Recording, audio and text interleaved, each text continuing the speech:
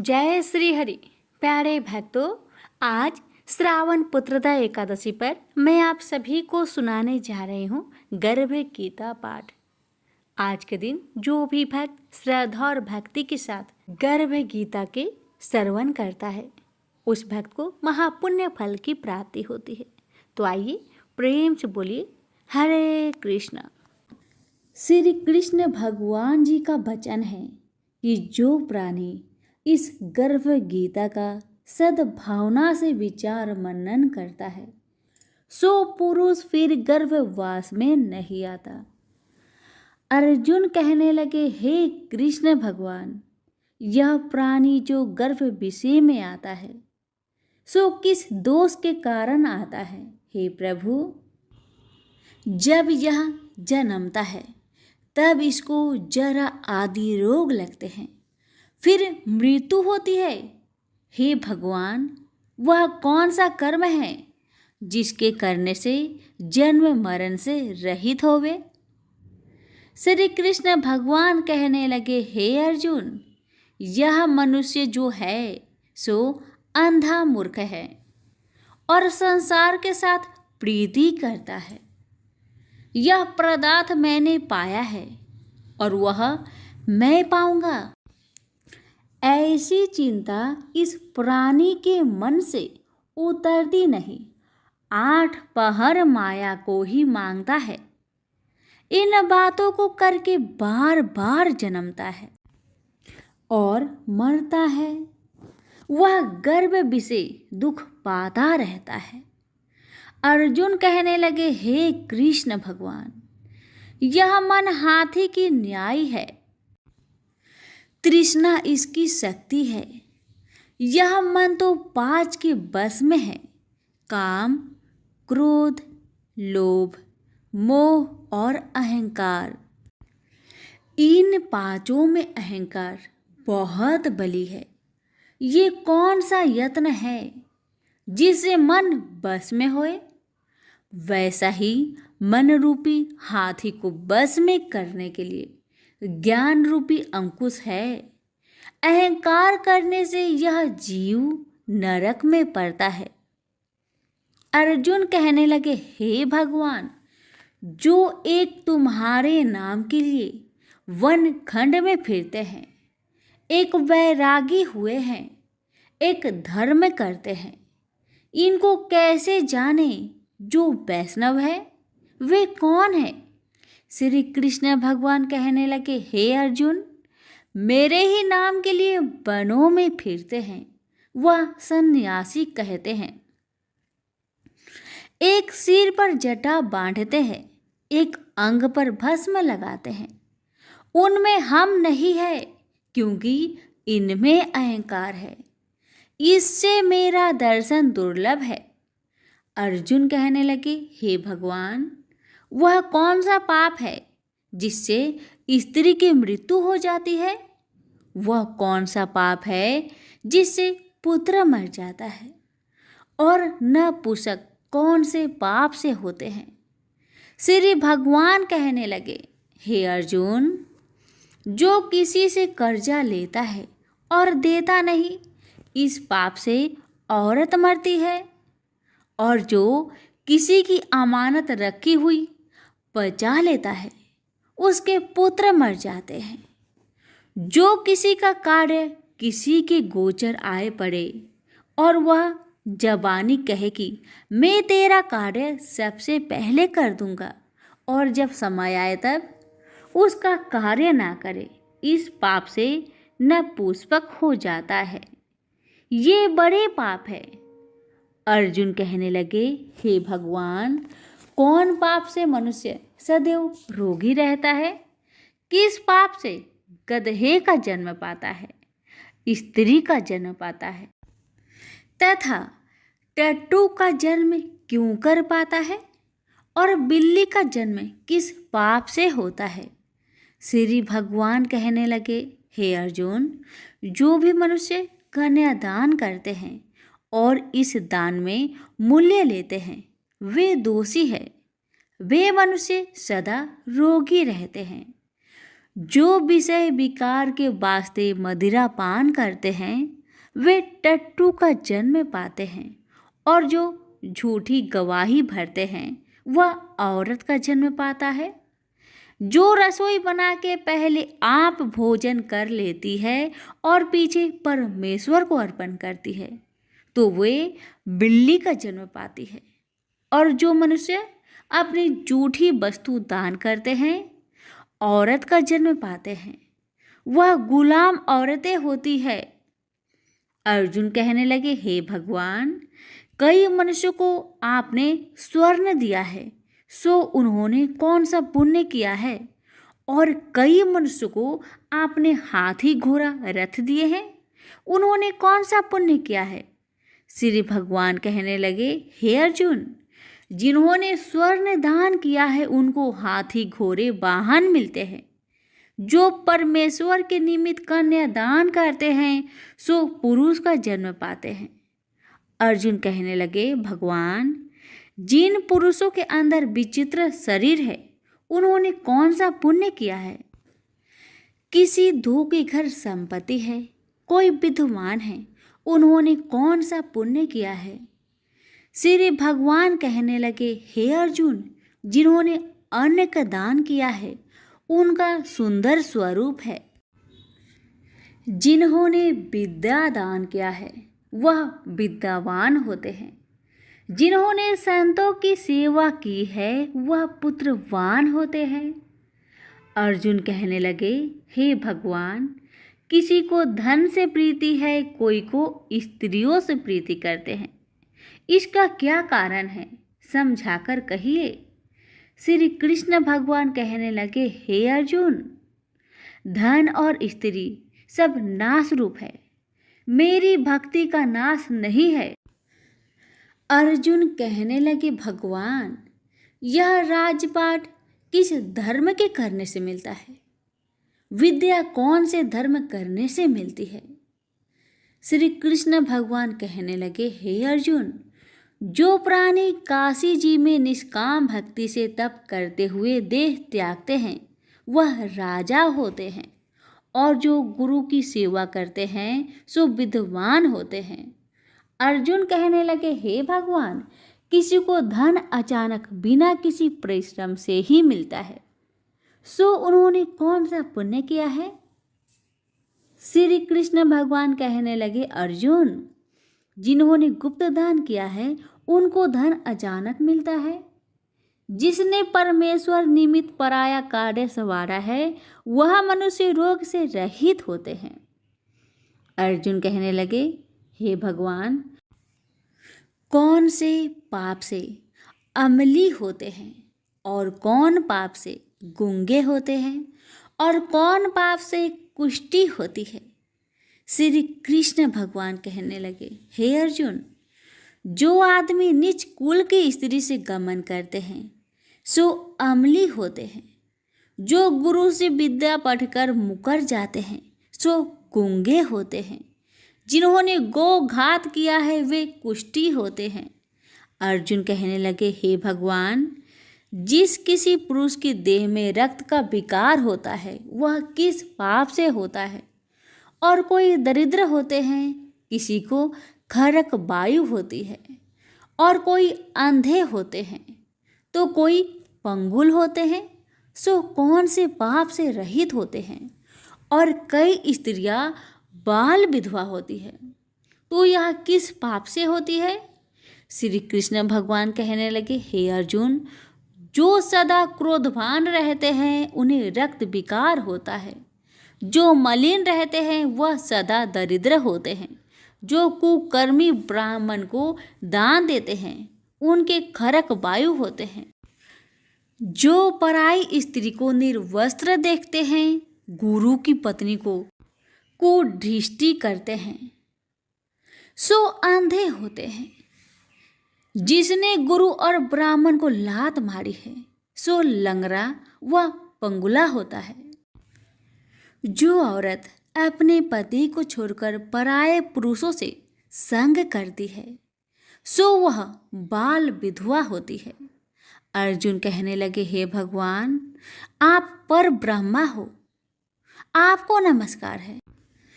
आगे मैं आपको संबंधी जानता था, परंतु अब मैं ईश्वर रूप जानता हूँ। हे पर ब्रह्मा, गुरु दीक्षा कैसी होती है, सो कृपा करके मुझको कहिए। श्री कृष्ण भगवान बोले, हे अर्जुन, तुम धन्य हो, तुम्हारे माता पिता भी धन्य हैं जिनके तुम ऐसे पुत्र हो। हे अर्जुन, सारे संसार का गुरु जगन्नाथ, विद्या का गुरु काशी, चारों वर्णों का गुरु सन्यासी है।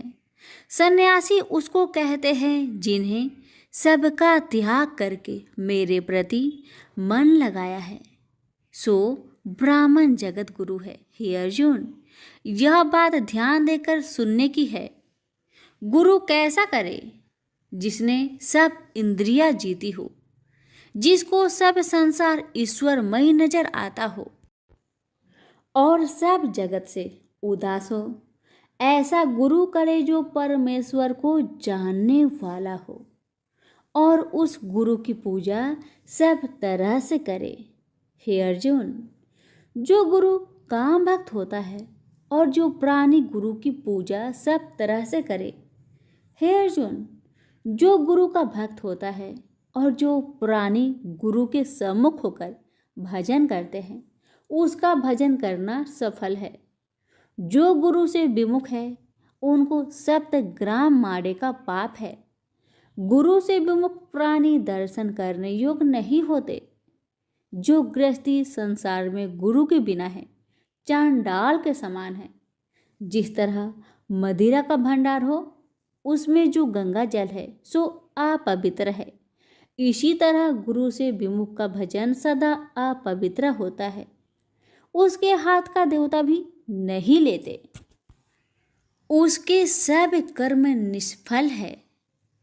कुकर, शुकर, गंधर्व, काग, ये सब की सब योनियों में बड़ी खोटी योनि है। इन सब से यह मनुष्य खोटा है जो गुरु नहीं करता। गुरु बिना गति नहीं होती, यह अवश्य नरक को जाएगा। गुरु दीक्षा बिना प्राणी के सब कर्म निष्फल होते हैं।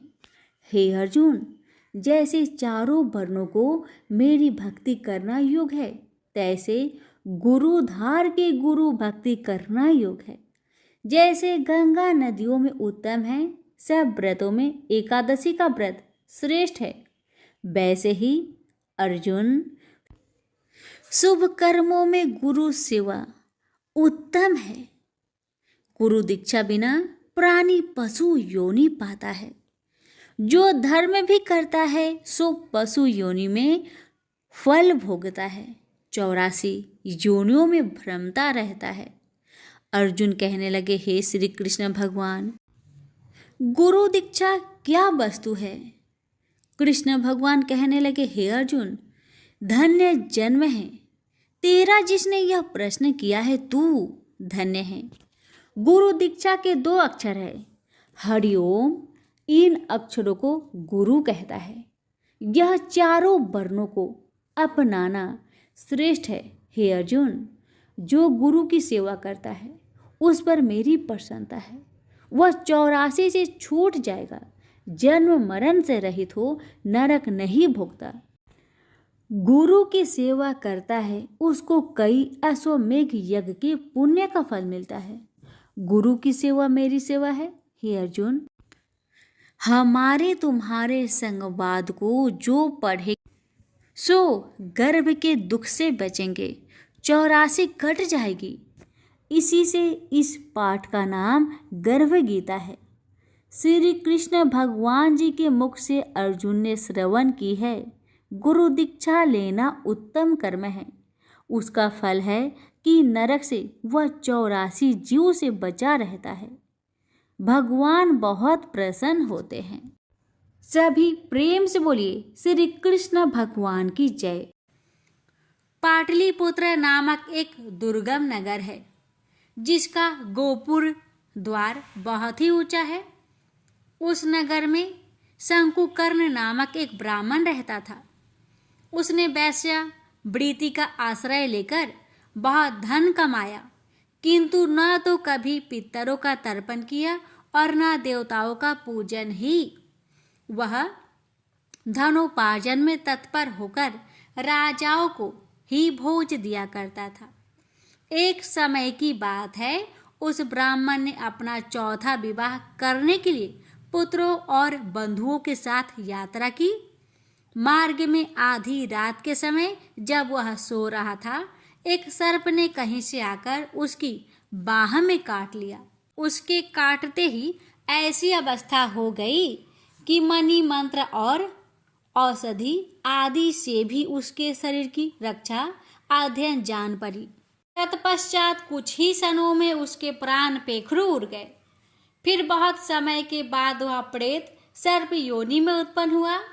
उसका चित्त धन की वासना में बंधा था।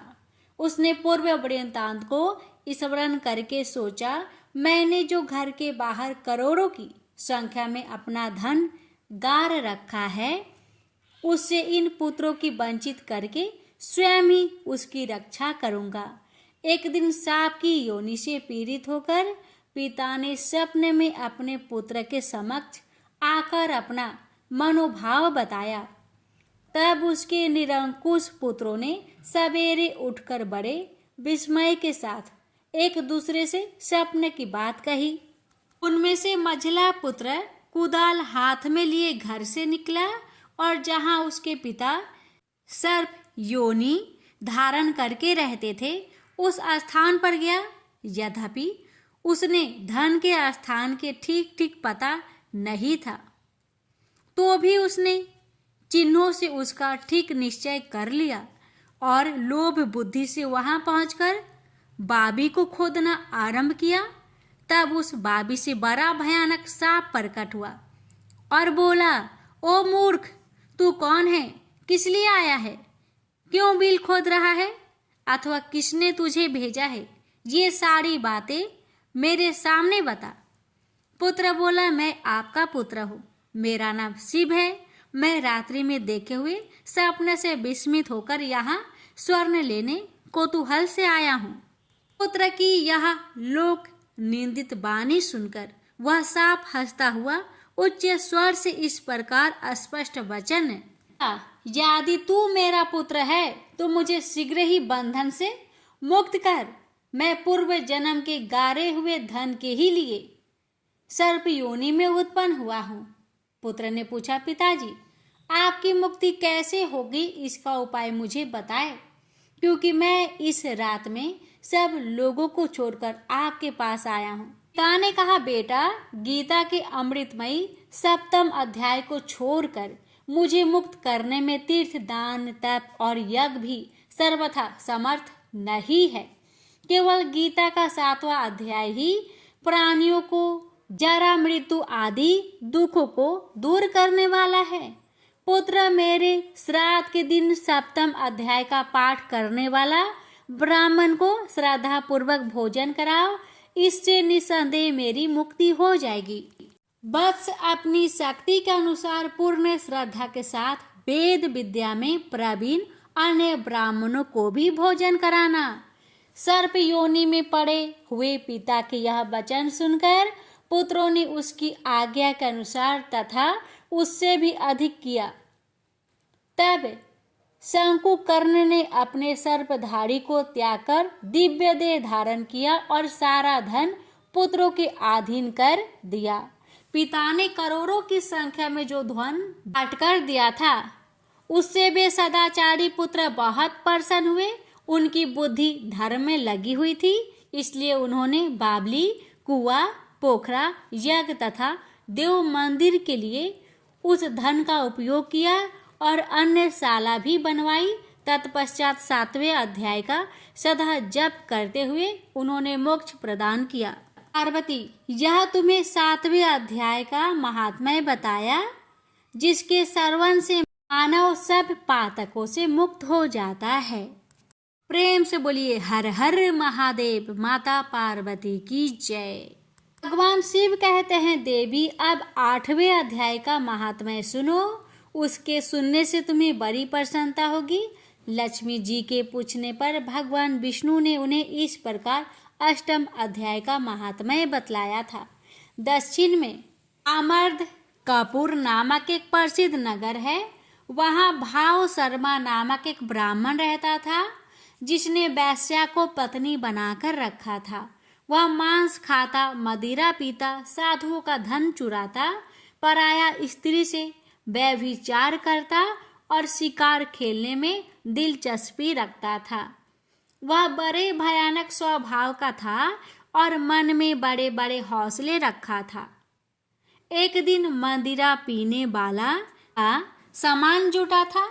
उसमें भाव शर्मा भर पेट ताड़ी पी खूब गले तक उसे चढ़ाया। अतः अजी नर अत्यंत पीड़ित होकर उस पाप आत्मा कालवश मर गया और बहुत बड़ा तार का वृक्ष हुआ। उसकी घनी और ठंडी छाया का आश्रय लेकर ब्रह्म राक्षस भाव को प्राप्त हुआ। कोई पति पत्नी वहां रहा करते थे। उनके पूर्व जन्म की घटना इस प्रकार है। एक कुशीबल नामक ब्राह्मण था, जो वेद वेदांग के तत्वों का ज्ञाता, संपूर्ण शास्त्रों के अर्थ का विशेषज्ञ और सदाचारी था।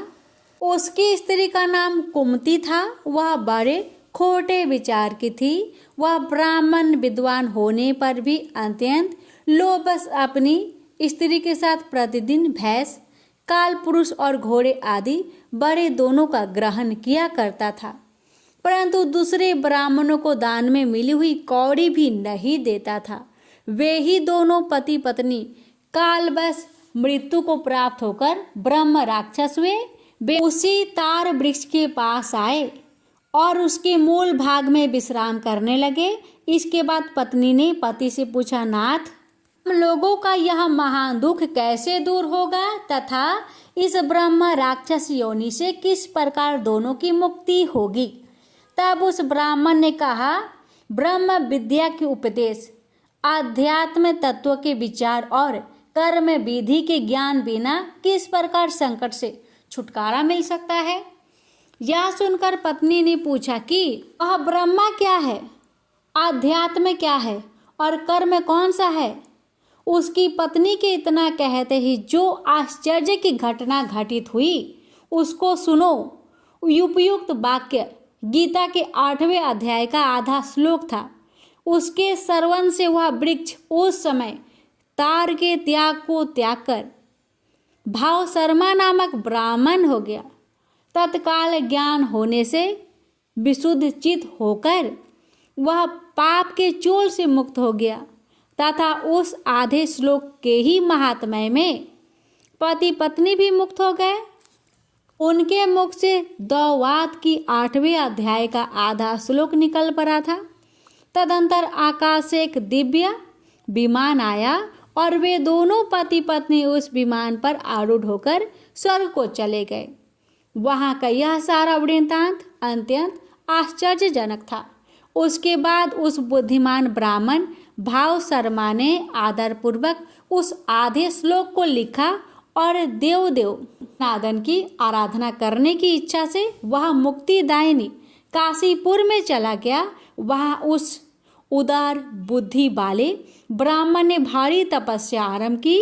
उसी समय क्षीर सागर की कन्या भगवती लक्ष्मी ने हाथ जोड़कर देवताओं के भी देवता जगतपति जनार्दन से पूछा, नाथ, आप सहसा नींद त्याग कर खड़े हो गए।